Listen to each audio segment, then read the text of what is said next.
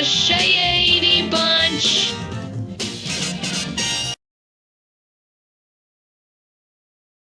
Hello, good day, and welcome to this, the latest thrilling episode of the Shady Bunch, which I know all you lovely Shady Bunchers have been waiting for with me, Graham Hughes, aka Cockhead Dum-Dee, your resident squeaky scouser, alongside my co-presenter, the wonderful and all-knowing oracle of everything politics, and Kia's fan club president, Mr. Phyllis Mooseface, who I will pass things over to, even though I really love the sound of my own voice. So tell all the Shady Bunchers who we have on the show this week.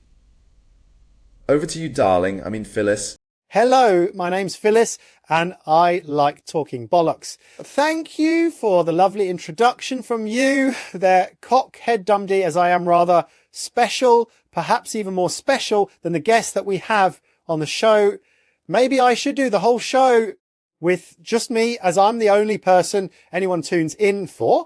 But anyway, I suppose I should introduce this week's guests, one of whom, so I'm told, is a friend of the show, and I do vaguely recall seeing her on this thing we do called Politics Social, and on its predecessor, Labour Social. Ladies and gentlemen, say hello to the I Wanna Be Down with the Kids and Gangstar Superpanski.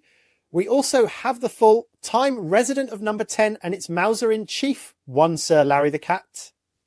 As it's ladies first, over to you, Superpanski. Give the Shady Bunchers an introduction to your lovely self. Hi, I am Superpanski, and I'm from Essex, in case you couldn't tell. My given name is Dicky, I come from Billericay, and I'm doing very well, and I'm not a flaming thickie. I'm Billericay Dicky. I'm Pansky of the Superpanski channel. I like to swear a lot and make everything about me 'cause it is a white geezer. Hello, all you lovely people. I'm Sir Larry the Cat. Some of you might recognise me from my little channel, where I sometimes get my claws out and have a dig at half-wit commentators, grifters, and shifty politicians. I invited myself onto this episode as I have some critiquing of some of what Superpanski has to say regarding what she thinks was the major battle that ended the National Front. I shall let her prattle on and interject with my thoughts, and also correct some of the big, fat, hairy, spherical, shaped things that little Miss Gobby comes out with as she narrates from one of her recent videos. Over to you, little Miss Gobby. I mean Superpanski. Dysentery warning. Obviously, things have felt a little bit bleak lately, haven't they? And it's hardly surprising, because the far-right fash agenda is being pushed from every single direction and being ramped up by jack-booted social media algorithms in order to radicalise as many people as possible.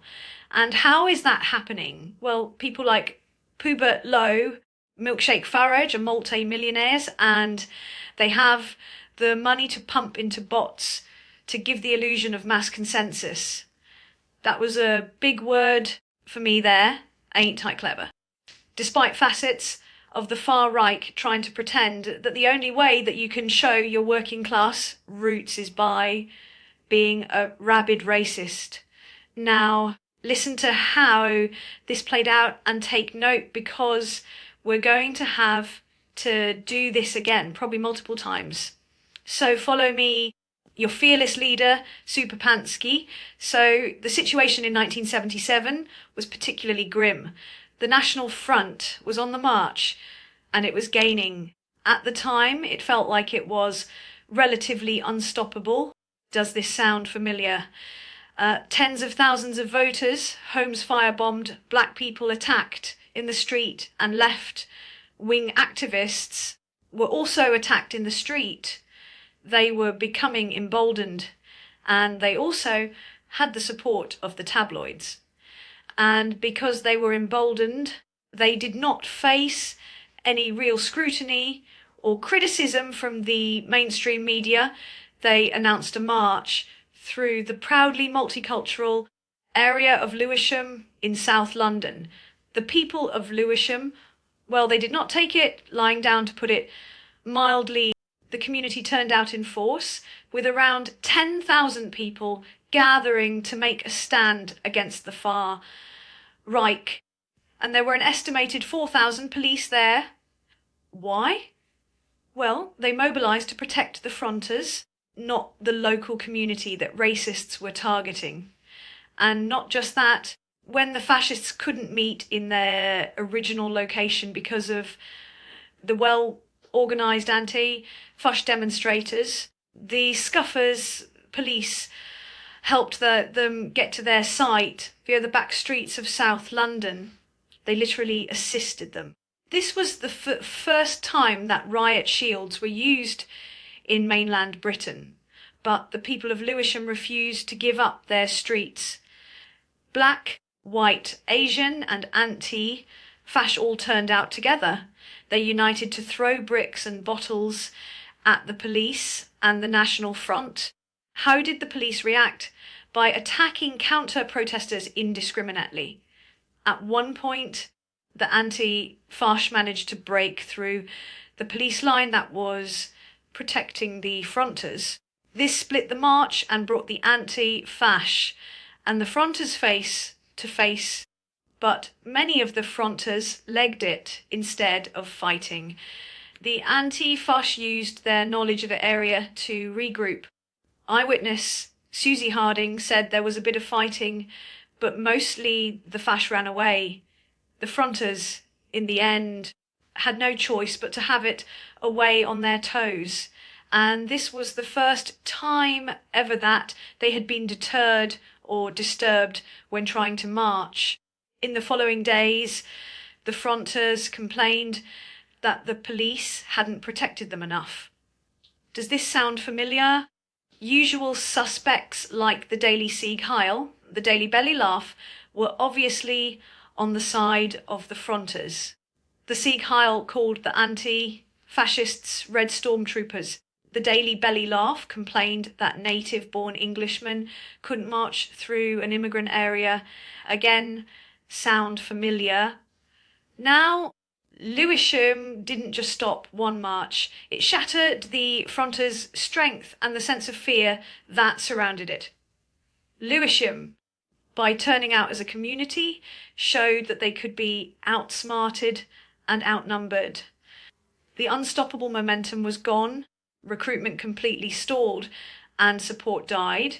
A key learning point here, well, it's the same as the old adage of you don't deal with a bully by backing down. Miss Not So Superpansky, are you doing cultural history lessons now? I would agree with you that the Battle of Lewisham played an important role. However, it was not the deciding factor in what ultimately destroyed the National Front, and the figure of 10,000 people was made up of people from several areas of the country and not just the local community. Anti-fascist groups gotten the word out, and a counter-demonstration was organised between local community leaders, the Anti-Nasty League, the Socialist Workers' Party, and these groups in turn were coordinating with the organisers of RAR, Rock Against Racism, who we will get to a bit later in your not as accurate as it could be lesson in fighting fascists. Do continue though, as there are more areas of this attempted cultural history lesson that I will be addressing. You have to stand up to them. You don't argue with fascism. You don't ignore it either. You mobilise, you outnumber them, and you face it head on. You fight, and you don't stop until they run away like the cowards that they are. That's how Lewisham won. And despite radicalisation, that's how we're going to have to try and win again. The white multi-millionaire instigators, the murky Murdoch types who are pushing this divide and conquer on the general population, telling us that our communities are broken. Well, yeah, they are mostly due to the political choices of tough pricks like them who, until very recently, were members of the Conservative Party. They're all out They're trying to tell us it's about race, when really it's about class. They keep us fighting amongst ourselves, so we won't turn on them. Just who are the people that we absolutely should be turning on? They're the ones hoarding all the wealth, surviving off dividends, capital gains, and interest on their extreme wealth, whilst we're having to claim universal credit to top up our meagre wages, something that will get even worse if they ever get elected, because they'll do away with our workers' rights, our protections, privatise the public services that we need the most, and privatise the air if they could, but they don't need these services because they can afford to go private.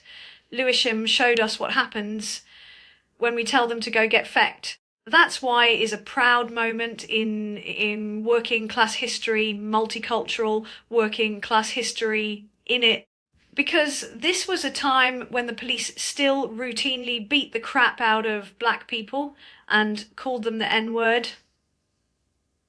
And that's precisely the kind of 1970s that they are trying to drag us back to, painting it as the good old days, a version of Britain that never really existed, or it might have existed for them because they grew up with a silver spoon in their gob. It wasn't great for working class people, though. They don't mention the struggle, the blackouts, the strikes, the racism, the National Front marches, the anti-fascist marches, the violence, the poverty, or Lewisham telling the National Front to go feck themselves, or the fact that the press actively encouraged all of it whilst demonising those who tried to take a stand. Once again, you are trying to make out that you know what it was like to live through the 70s when you were not even born then, and you left out some of the other delights of living through that period, like the bin strikes, and having rats the size of cats wandering through the stinking rubbish bags, the rancid stench that would blow through your windows, the 3-day weeks, and skyrocketing food prices.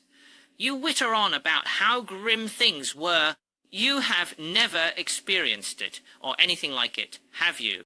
No, because you grew up during the war criminal Tony Blair period, when you and Cockhead Dundee, they would rock out to the shit pop and have posters of Blur on your bedroom walls. You and that bearded, squeaky scouse tosser have never known real hardship. You might have witnessed it, but that is about all, and both of you, along with that big-headed it all twat Phyllis Mooseface, have the brass neck to look down on those who use the derogatory term of boomers on, giving it all the crap about how we all had houses basically handed to us and everything was dirt cheap, blah, bloody blah. You didn't stop to think about the absolute bullshit we had endured when you poured out your boomer scorn and insults, did you?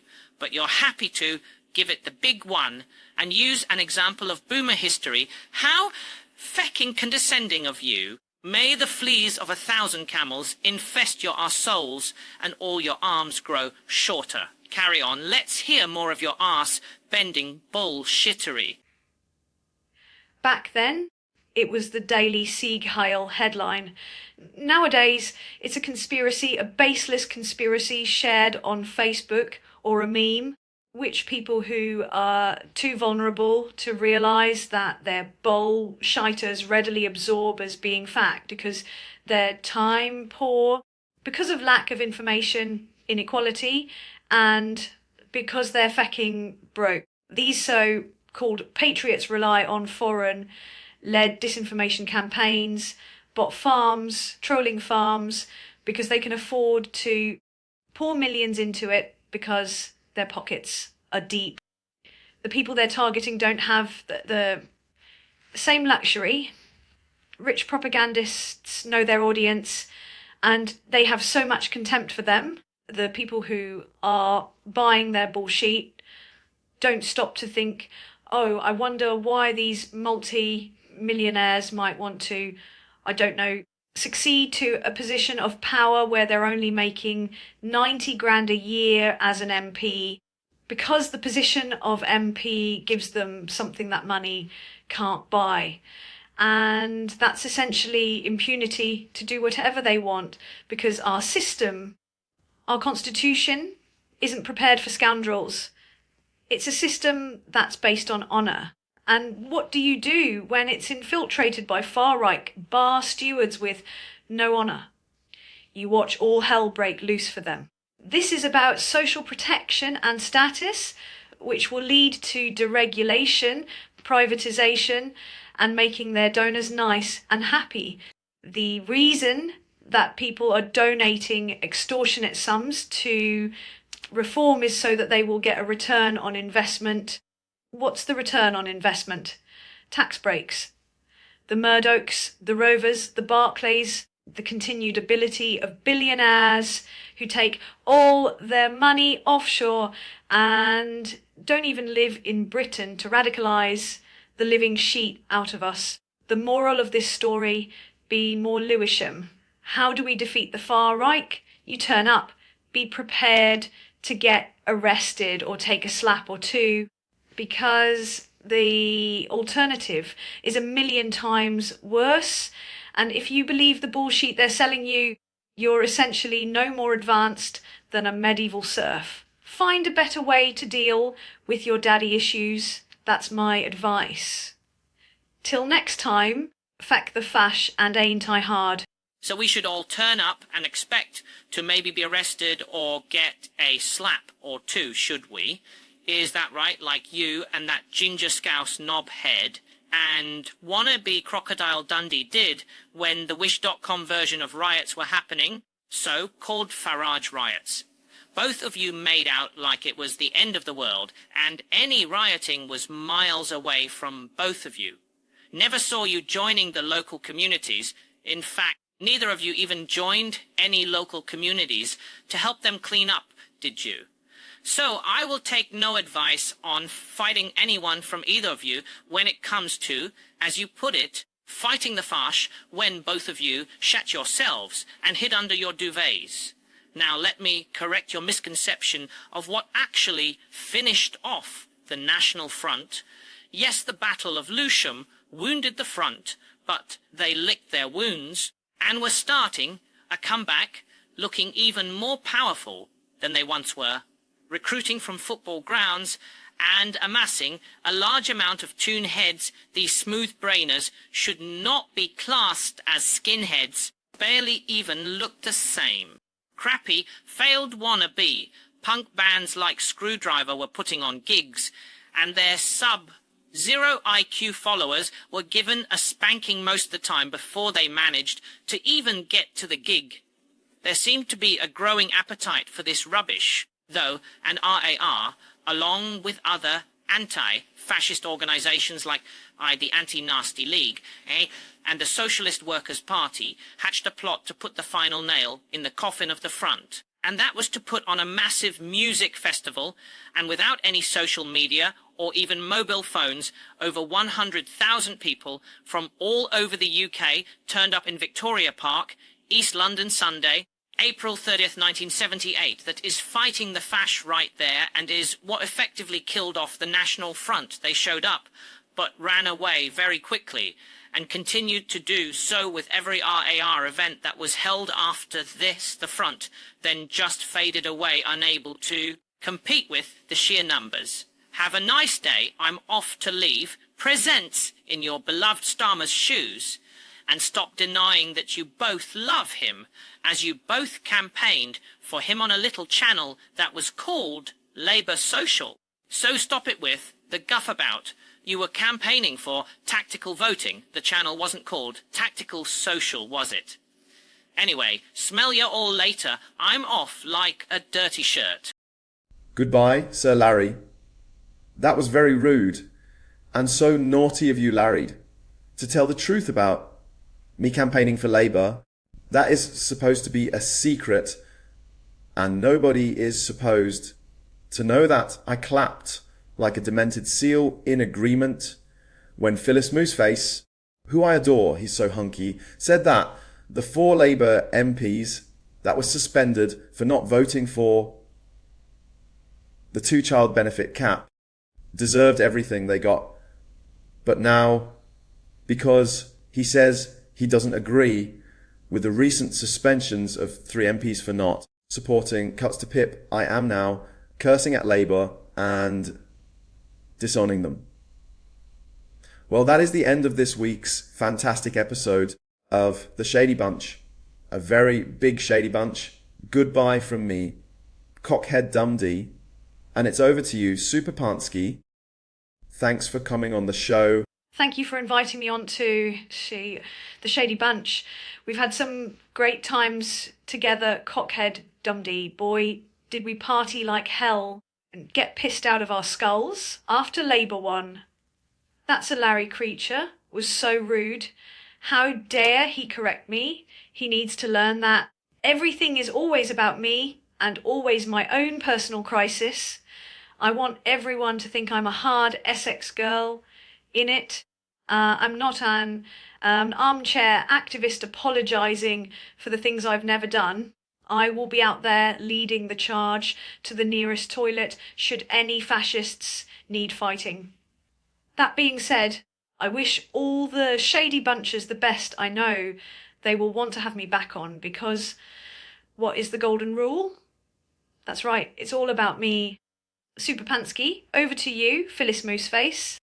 A big thank you to you, Super Tansky, for coming on this wonderful episode of the Shady Bunch and enjoying seeing my lovely face.